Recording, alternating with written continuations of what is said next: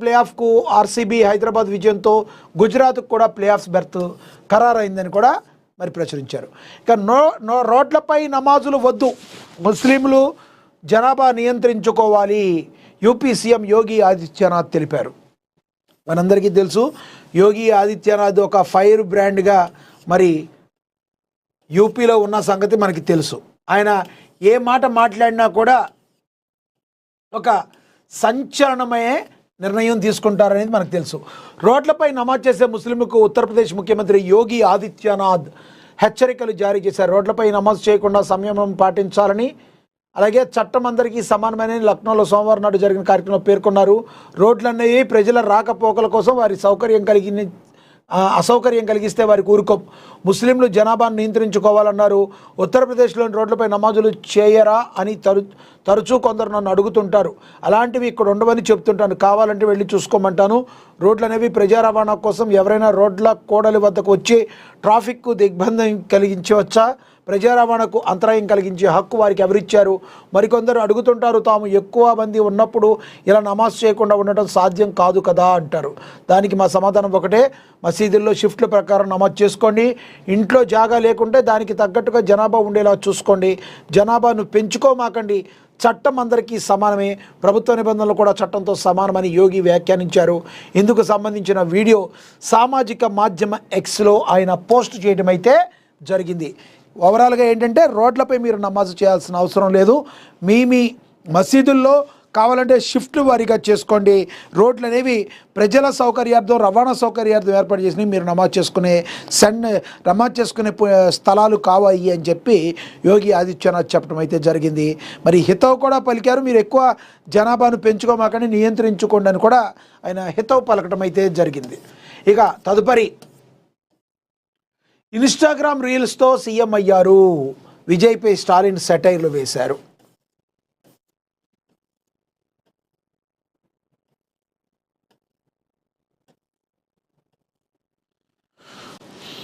Instagram ద్వారా పిల్లలను influence చేసి సీఎం అయ్యారంటూ Tamil Nadu CM TVK chief Joseph విజయ్పై డీఎంకే అధినేత ఎంకే స్టాలిన్ సెటైర్లు వేశారు.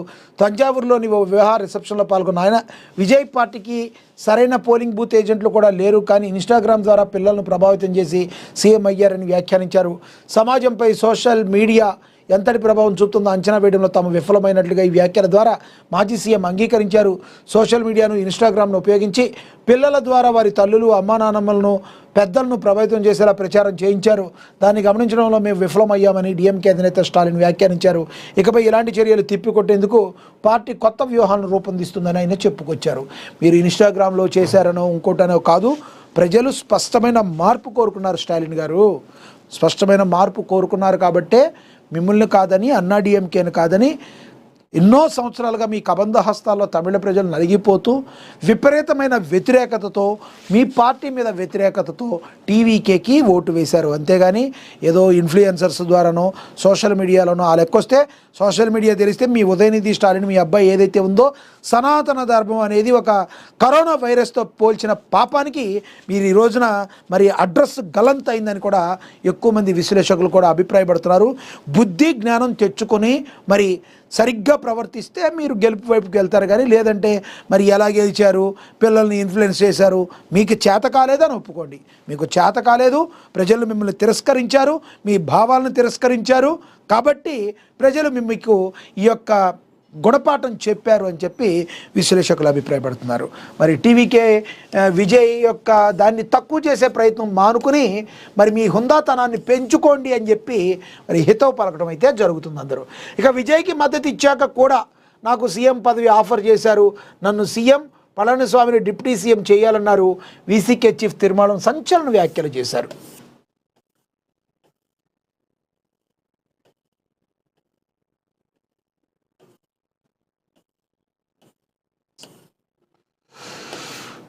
నాకు సీఎం పదవి ఆఫర్ చేశారు, నన్ను సీఎం పళనిస్వామిని డిప్యూటీ సీఎం చేయాలన్నారు. వీసీకే చీఫ్ తిరుమల సంచలన వ్యాఖ్యలు చేశారు. నటుడు విజయ్ నేతృత్వంలోని తమిళిగ వెట్రికళిగం పార్టీకి మద్దతు లేఖ ఇచ్చిన తర్వాత కూడా తమకు ముఖ్యమంత్రి పదవి ఆఫర్ చేశారని వీసీకే మరి విడుదలై చిరుతలై కట్టి అధ్యక్షుడు తోల్ తిరుమావళై సంచలన వ్యాఖ్యలు చేశారు. డిఎంకే ఏఐడిఎంకే నుంచి ఈ ప్రతిపాదనలు వచ్చాయని వాటిని తాను నవ్వుతూ తిరస్కరించానని ఆయన స్పష్టం చేశారు.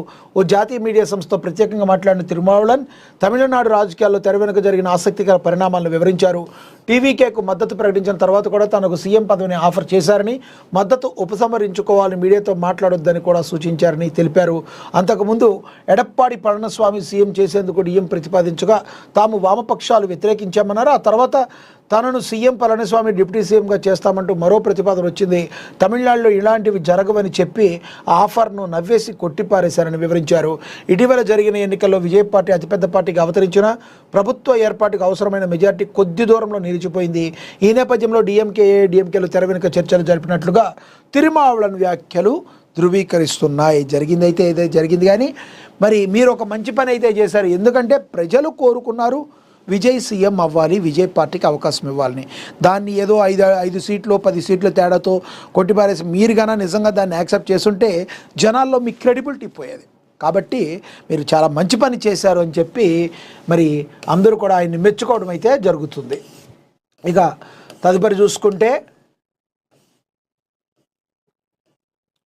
కేరళ సీఎంగా వీడి సతీశన్ ప్రమాణ స్వీకారం. హాజరైన ఖర్గే, రాహుల్, ప్రియాంక, రేవంత్ రెడ్డి ప్రత్యేక ఆకర్షణగా విజయన్. కాంగ్రెస్ పాలిత సీఎంలతో వేదిక కళకళ. కేంద్ర మంత్రిగా వీడి సతీశన్ ప్రమాణ స్వీకారం చేశారు. ఆయనతో పాటు 20 మంది మంత్రులు ప్రమాణం చేశారు. దీంతో దశాబ్దం తర్వాత రాష్ట్రంలో కాంగ్రెస్ నేతృత్వంలోని యునైటెడ్ డెమోక్రటిక్ ఫ్రంట్ యూడీఎఫ్ తిరిగి అధికారంలోకి వచ్చింది. ఈ కార్యక్రమానికి కాంగ్రెస్ చీఫ్ మల్లికార్జున ఖర్గే, అగ్రనేతలు రాహుల్ గాంధీ, ప్రియాంక గాంధీ, కేరళ ప్రతిపక్ష నాయకుడిగా బాధ్యతలు చేపట్టిన మాజీ ముఖ్యమంత్రి పినరయి విజయన్, కాంగ్రెస్ పాలిత రాష్ట్రాల మంత్రులు Revanth Reddy, Siddaramaiah, Sukhvinder Singh Sukhu, Karnataka deputy CM DK Shivakumar, Telangana deputy CM Bhatti Vikramarka తదితరులు హాజరయ్యారు. కాంగ్రెస్ పార్టీ సీఎంలతో వేదిక కళకళ్లాడింది.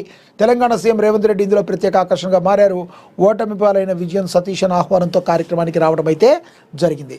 ఇక సన్నాలకు ఫుల్ డిమాండ్. 20 లక్షల టన్నుల ధాన్యం నేరుగా కొనుగోలు. Tungabhadra crop holiday effect. కర్ణాటకలో 18 లక్షల టన్నుల కొరత. సరిహద్దు జిల్లాల నుంచి 5 లక్షల టన్నుల ఎగుమతి. ఏపీ తమిళనాడుకు 4.5 లక్షల టన్నులు. మహారాష్ట్ర కర్ణాటకకు మరి 2 లక్షల టన్నులు. 7,143 కొనుగోలు కేంద్రాలను దళారులవే హవా అని చెప్పి కూడా ప్రచురించడం జరిగింది. తెలంగాణ రాష్ట్రంలో రైతన్న పండించిన యాసంగి సన్న ధాన్యానికి దేశవ్యాప్తంగా మరి ముఖ్యంగా పొరుగు రాష్ట్రాల్లో అనూహ్యమైన మునిపెన్నడు లేని స్థాయిలో డిమాండ్ పెరిగింది. ఒకవైపు ఈ యాసంగి సీజన్లో రికార్డు స్థాయిలో 90 లక్షల మెట్రిక్ టన్నుల ధాన్యం సేకరించాలి. రాష్ట్ర పౌర సరఫరాల శాఖ భారీ లక్ష్యాలను నిర్దేశించుకోగా కేంద్ర స్థాయి పరిస్థితులు మాత్రం ప్రభుత్వ అంచనాలకు పూర్తిగా తలకిందులు చేస్తున్నాయి. కర్ణాటక, ఆంధ్రప్రదేశ్, మహారాష్ట్ర, తమిళనాడు రాష్ట్రాల నుంచి బడా వ్యాపారులు, దళారుల వందలాది లారీలతో రాష్ట్రంలోకి ప్రవేశించారు. మార్కెట్ వర్గాల ప్రాథమిక గణాంకాల ప్రకారం సుమారుగా 15 నుంచి 20 లక్షల టన్నుల సన్న ధాన్యాన్ని ఈ వ్యాపారులు నేరుగా రైతుల కల్లాల వద్దే కొనుగోలు చేసి రాత్రికి రాత్రే సరిహద్దులు దాటిస్తున్నారు. ఈ భారీ వలసల కారణంగా రాష్ట్ర ప్రభుత్వ కొనుగోలు కనీసం 75 లక్షల టన్నుల మార్కును చేరుకోవడం కూడా కష్టమైన ఆందోళన వ్యక్తమవుతుంది. దళారుల ప్రవేశం. కర్ణాటకలో 18 లక్షల టన్నుల కొరత. ఏపీకి 4 లక్షల టన్నుల కొరత. మహారాష్ట్రకు మరో 2 లక్షల టన్నుల ఎగుమతి. ఇవన్నీ తెలంగాణ వరి కొనుగోలు ముఖ చిత్రాన్ని